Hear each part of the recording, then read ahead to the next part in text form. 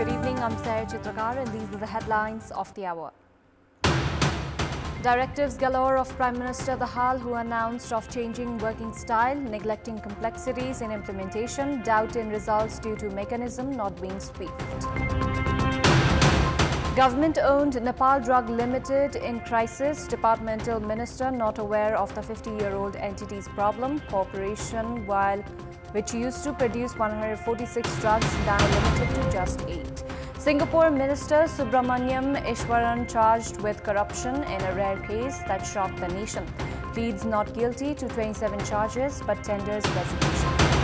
And Sudur Pashchim province thrashes Gandaki province by 108 runs to climb to the top of the Prime Minister Cup National Cricket Tournament points table. Madesh and Tribhuvan Army also victorious. On the occasion of the completion of one-year term at the helm of the current government, Prime Minister Pushpa Kamal Dahal had pledged of not only changing his working ways but also to produce results. He had been holding meetings and issuing directives to the departmental ministers and secretaries as well as heads of the projects. However, relentless issuance of directives by the Premier have caused a difficulty in their implementation. Prime Minister Pushpa Kamal Dahal called various ministers and the chief secretaries at his official residence at Balatar yesterday and handed them 3 directives. Premier Dahal issued directives on police adjustment, resolving problems regarding cooperatives and addressing the complaints filed by those who wish to go abroad on visit visas. However, to carry out the directives issued by the Premier regarding police adjustment, the Federal Police Act has to be formulated and the dissatisfaction expressed by the police regarding the Adjustment Act also has to be addressed. Prime Minister Dahal is not clear on how to carry this out, due to which the works for police adjustment is difficult to move forward. Regarding the directive given by the Prime Minister to resolve the problem on cooperatives, the troubled cooperatives should be provided money from the Saving and Credit Guarantee Fund, whose establishment process has been halted by the Ministry of Finance. Apart from issuing the directive to address the complaints filed by those wishing to go abroad on visit visas, the Prime Minister has also directed the Ministry of Labour to create employment opportunities in the country, resolve the problems of migrant workers, among others. However, it will not be easy to implement these directives. Meanwhile, Prime Minister Dahal had issued a directive to the Ministry of Physical Infrastructure on 28th of December last month to arrange work of the national pride projects and main infrastructure projects of national standard to be done in 2 shifts. Prime Minister Pushpa Kamal Dahal, along with the concerned ministry, had directed the government-owned Nepal Drugs Limited to ensure production of at least 20 different types of drugs 1 week ago. However, the Premier's directive has not been implemented. The meeting held last year under the leadership of the Secretary at the Office of the Prime Minister to address the issues of the entity had been made 6-point recommendations to the government. However, it has not been implemented. It has been 50 years since the only government-owned medicinal drugs producing company, Nepal Drugs Limited, was established. 146 different types of drugs used to be produced by the company in the past, while only 8 different types of drugs, including oral rehydration salts, are being produced at the moment. The meeting held under the leadership of the Secretary at the Prime Minister's office last year had made recommendations to provide 250 million rupees to the company and reach an understanding between the entity, Ministries of Finance, Industry and Health in order to immediately start producing 20 different types of drugs and to produce 98 types of medicines in the future, which the government had announced of providing free of cost. However, the recommendations have been limited to documents. The government has allocated 1,280 million rupees to provide free medicines and vaccines for the ongoing fiscal year. Following the Premier's directives issued last week, the entity has made preparations to produce 3 types of medicines. Meanwhile, the Nepal Drugs Limited has not been able to make profits from the medicines that are being produced. 2.4 million rupees, which the company has been generating on a monthly basis by providing its 43 ropanis of land on rent, is being spent on salaries and allowances. The entity, which is under the Ministry of Industry, has remained ignored by the government.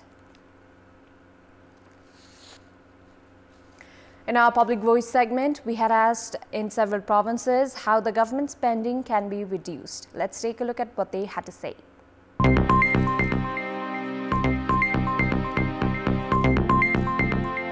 मन्त्रीहरू प्रधानमन्त्री स्वयं नै विदेश भ्रमण जाँदाखेरि चाहिँ लावा लस्कर सहित विदेश भ्रमणमा जाने र तोकिएको प्रतिनिधि भन्दा बढी राज्यको खर्चमा व्यक्तिहरू लैजाने जुन प्रचलन छ त्यो पनि अन्त्य गर्नु जरुरी छ। जति पनि कार्यक्रमहरू गर्छौं हामीले स्थानीय स्रोत साधनहरूको प्रयोग गर्यौं भने हाम्रो आफ्नै देशको उत्पादनमा पनि जोड हुन्छ, त्यो सँगसँगै हुने खर्चहरुमा पनि कटौती हुन्छ। कर्मचारीलाई तलबहरू दिएको हुन्छ, त्यो तलब दिँदै पनि उनीहरुलाई अनुगमन खर्च भने यातायात खर्च, बैठक खर्चहरु, यस्तो खर्चहरु चाहिँ उनीहरु खर्च चाहिँ सरकारले कटायो भने चाहिँ अनावश्यक खर्चहरु चाहिँ खर्च। मन्त्रीमण्डलमा चाहिँ मन्त्रीहरुको संख्या अलि धेरै भयो, यसलाई चाहिँ घटाउनु पर्छ। भ्रष्टाचार रोक्नु पर्यो अनि उपलब्धिमूलक कामहरुमा मात्रै बजेटहरु खर्च गर्नु पर्यो। सरकारले चाहिँ आफ्नो इयरली गर्ने भ्रमणमा चाहिँ अलिकति अनावश्यक भ्रमणहरु कम गर्ने। There are more than 2 gender identities, even though in our society the genders that are most recognized are male and female. Individuals whose gender cannot be identified during birth are known as intersexual. A report has been prepared by our correspondent Ramesh Thakur regarding the difficulties faced by the intersexual community. 18-year-old Manoj Paswan of Inarwa Sira of Jitpur Simra sub-metropolis in Bara district is intersexual. He has been facing many difficulties just because of his gender. Since his birth, he has a condition of urinary incontinence or loss of bladder control. Although the gender of intersexual children can be changed through surgery, Paswan's surgery could not be carried out due to his family's weak financial condition. Likewise, 15-year-old Mandip Patel of Kalaya sub-metropolis in Bara district, who is also intersexual, has been facing discrimination since childhood due to gender. Mandip, who is currently studying in grade 9, is not treated equally at school. Due to this, his family has become worried regarding his higher education. Mandip's family is also unable to provide fund for a surgery to remove his uterus. The Blue Diamond Society Bara has said that it has been raising voices for the rights of 9 intersexual individuals in the district who have been reeling under gender discrimination and have been deprived of their rights. Meanwhile, rights activists say that concerned local entities have remained indifferent towards the plight of this community. There is a general call on the concerned authorities to take initiatives to address the issues of the community that has fallen under minority. Time now for our segment, Public Pulse, where you text us with your opinion. Public Pulse. Before that, let's take a look at the result from yesterday's poll. Yesterday, we had asked, what's your take on the need for the Prime Minister to direct ministries to do its own job? 12% voted for A, proactive Prime Minister, 47% for B, lack of performance, and 41% for C, weak minister. Here's today's question. What's your say on both ruling and opposition sides warning of protest? The options are A, result of not being able to carry out works, B, keeping public in confusion, and C, threatening one another. Voting is on. Type any WS, select your option A, B or C and send it to 34001 to share your opinion with us. Time now for international update.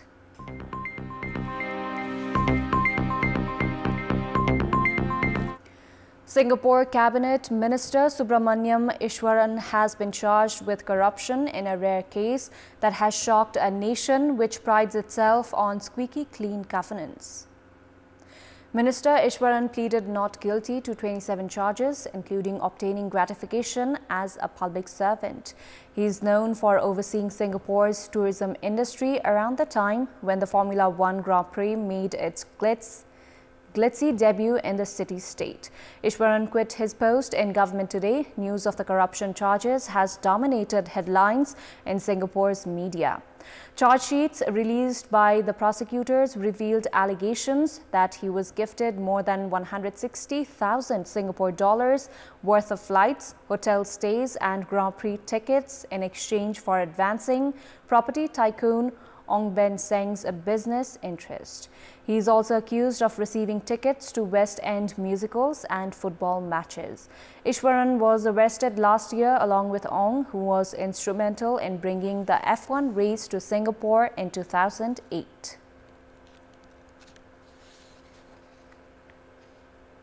Sports News. Sudur Pashchim thrashed Gandaki province by 108 runs to climb to the top of the Prime Minister Cup National Cricket Points table. In the match played at the Siddhartha Cricket Stadium in Bhairava today, Sudur Pashchim batted first after losing the toss and were bowled out for 201 runs in the last ball of the 50-over innings. Kiran Thagunna top scored for Sudur Pashchim, scoring 60 runs off 73 balls with the help of 5 fours. Narayan Joshi also added 46 runs for Sudur Pashchim. Bipin Khatri and Ankit Neopane with 3 wickets each were the most successful Gandaki bowlers. Chasing 202 runs for victory, Gandaki were bowled out for 93 runs in 30.2 overs. Gandaki had a disastrous start as they lost 3 wickets in 3.1 overs when only 8 runs were on the board. Gandaki lost wickets at regular intervals and were finally bowled out for 93 runs. Ashwani Rana with 25 runs was the leading run scorer of Gandaki, while Kamal Paryar also chipped in 22 runs. All the other Gandaki batters failed to score in double digits. Sher Malla was the pick of the Sudur Pashchim bowlers, grabbing 5 wickets. Undefeated, Sudur Pashchim lead the points table, securing 6 points from 3 matches. In another Prime Minister Cup National Cricket match played today, Madhesh Province defeated Armed Police Force by 5 wickets. In the match played at the 3-1 University Cricket Ground in Kantipur today, APF were put to bat first and posted a challenging total of 246 runs in the allotted 50 overs, losing 9 wickets. Opener Asif Sheikh was the leading run scorer for APF with 59 runs. Skipper Rohit Paudel also contributed 58 runs, while Amar Rotela scored an unbeaten 49. Rupesh Singh and Pradeep Paswan were the pick of the Madhesh bowlers, grabbing 3 wickets each. Chasing a victory target of 247 runs, Madhesh Province reached the target in 48 overs, losing 5 wickets. Rupesh Singh top scored for Madhesh with run a ball 72 and remained not out. Pawan Sharaf also contributed 64 runs and Niraj Yadav added 52 in the win for Madhesh Province.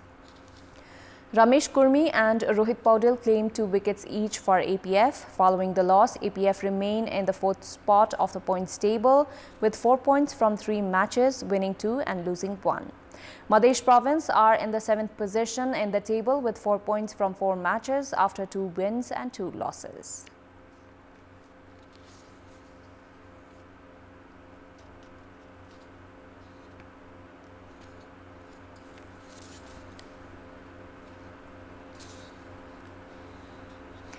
(3-1) Army Club thrashed Koshi Province by 9 wickets in another Prime Minister Cup National Cricket match played today to register their 2nd win in the tournament. In the match played at the Mulpani Cricket Ground, Koshi Province batted first after losing the toss and were bowled out in 24.4 overs for a paltry score of 88 runs. Koshi had a bad start as they lost their first wicket of opener Firdosh Ansari when the score was 4 and were 2 wickets down when 24 runs were on the board in 3.4 overs. Koshi were lost their 3rd wicket when 70 runs were on the board in 12.2 overs but faced a batting collapse after that to be bowled out for 88 runs. Shahab Alam grabbed 6 wickets to bowl out Koshi for below par score. Chasing a victory target of 89 runs, 3-1 Army romped home, scoring 92 runs for the loss of just 1 wicket, that of Imran Sheikh, who scored a quick-fire 32 off 25 balls. Other openers, Santosh Karki, also scored 32 runs off 27 balls. Sujan Thapalia was the only Koshi bowler to pick up a wicket. With the win, 3-1 Army have secured 4 points from 3 matches, with 2 wins and 1 loss, and climbed to the 3rd spot of the points table. Winless Koshi province are at the bottom of the table. That's all for the moment. Thank you for watching. Bye for now.